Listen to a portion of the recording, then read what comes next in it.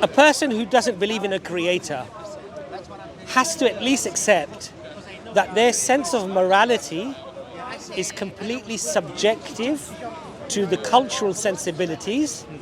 The nurture and the nature is heavily going to influence how that individual thinks. Yes. So if you were born 100 years ago, we might not be having this conversation. No. Because you probably would agree with me.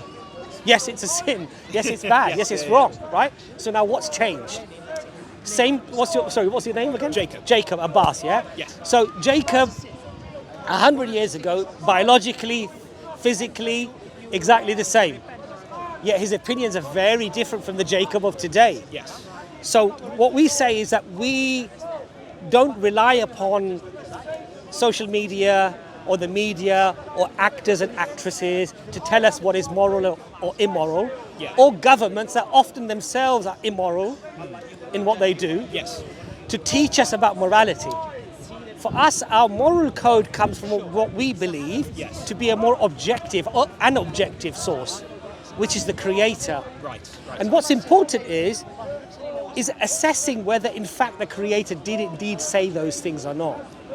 Is there a good reason to believe in a creator?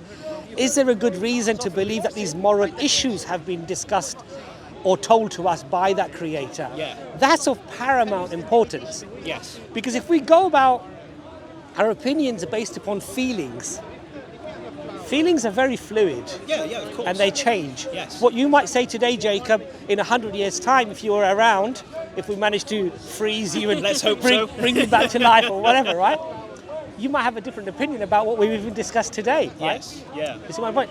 I mean, there is a movement now where, for example, paedophiles are saying that we should be allowed to have dolls, sex dolls, that are children. Now think about that. Yeah.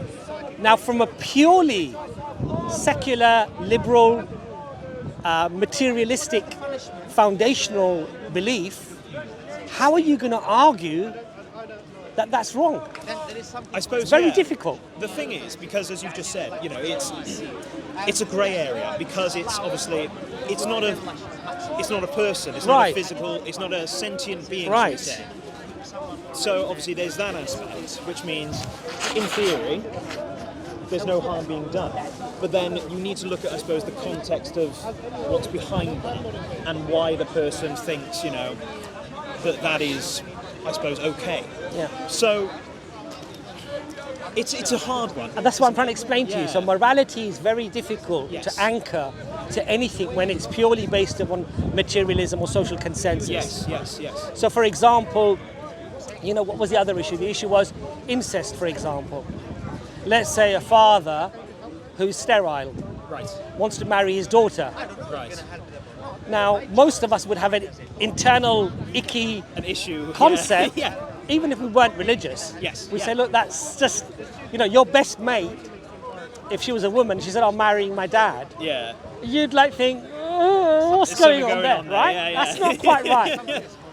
And from a harm perspective, he's sterile, and she's willing, and he's willing. How would you be able to say, look, that's not morally right to do? Again, it's also, again, you're right. It's the moral opinion. That is completely crossing a line, but it's not my family.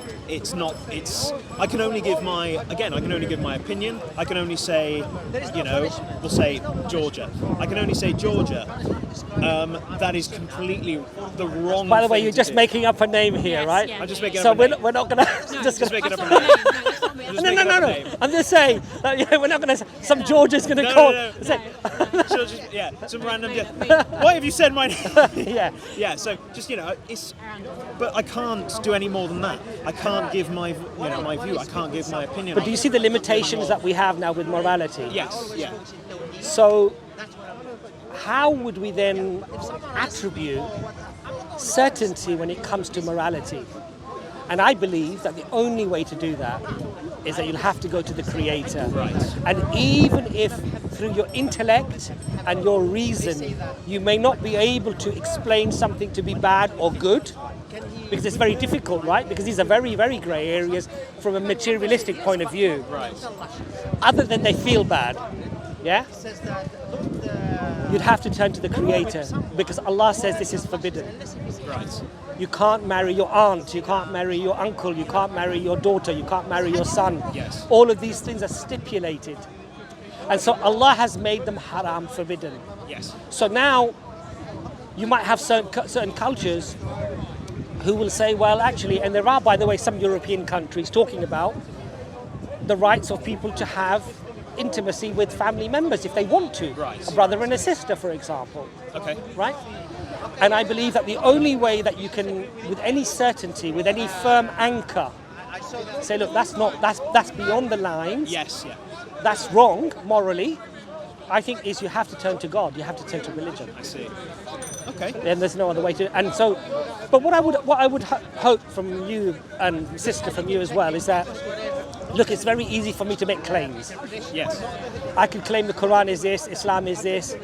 You may have your own perception. And of course, we all have our baggage. Okay. Because we see things on the media, we read something, we perceive something. This is my friend Imran, actually. I'm having a lovely discussion with Brother Jacob. It's a really lovely discussion. He's also a doctor, so if you need any medical advice, I'm just joking. So, Put me in an hour. sorry. So what I would say to you, my brother and my sister, is this: it's very easy for me to stand here and make grand claims. Yes. Yeah. But Allah has given you the faculty to reason and intelligence. Yes.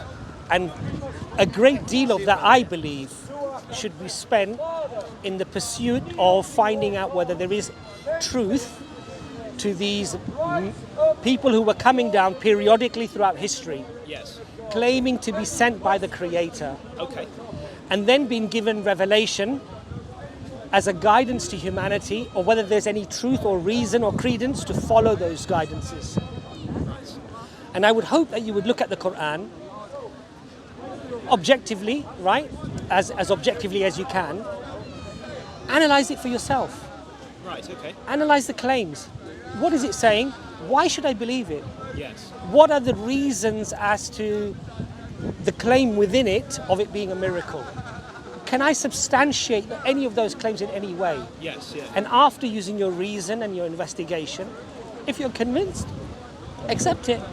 And if you're not convinced, then that's a matter between you and God. You've at least given it a balanced view and a fair reading, a fair analysis. And that's all we ask people to do here. It's not about being a car salesman and just trying to sell you a dodgy car, right? Yeah. It's about saying, look, here's the car, test drive it. Get your mechanic, have him to look at it. I see. Do a full inspection on it. Okay. Keep it for a year if you want to. And if you're happy with it, then come and pay me. That's a really interesting take on it. And that, for us, it's not a hard sell. Yeah. Because we believe that Islam is the truth. We believe it's haqq. We believe that anyone that comes to it with an open mind and an open heart will accept it. And in fact, what we find, I think it was the Murray poll or the Gallup poll, they found that the fastest growing religion, even in the West, amongst postgraduates, average age of 27, 71 or 72% women, was they were accepting Islam. Okay. And the average time they were spending was around 7 years in studying comparative religion. Right. So these were educated people who clearly did their investigation and their studies, Yes. and they found something in Islam they found nowhere else. I've really enjoyed our So conversation. yeah, about it. so I'd love to give you. I don't know if we've got any Please, free if you've got Qurans, anything, but please do. I'll happily take it. We've got. Let's see, any of the brothers got free Qurans. We'll see. We didn't bring them today. Oh, Have you got a leaflet or anything? we have cards. I'll give you a Yeah, I'll card, take and a we've got a card. YouTube channel. Okay. We do live streams as well. Yes. If you'd prefer not to have your picture on the camera, I'm not bothered. It's fine. I'm just saying you can come on without your camera. Yeah. And we can have a further chat. But there's lots of resources on our website as well. Anis will give you the details there. And if you visit our channel, email us. There are also two organizations that I would recommend. Right. The first is Sapiens Institute. Right. There's a book written by a convert who was a Greek convert named Hamza. Right. And it's called The Divine Reality. And you can download that for free, or you can There's a whole series of it on YouTube as well as a podcast. You can hear it. Okay. And I probably recommend that book. It's quite a good book, Yeah. actually. Okay. But Anis will write that down. Anis, if you could just write the divine reality,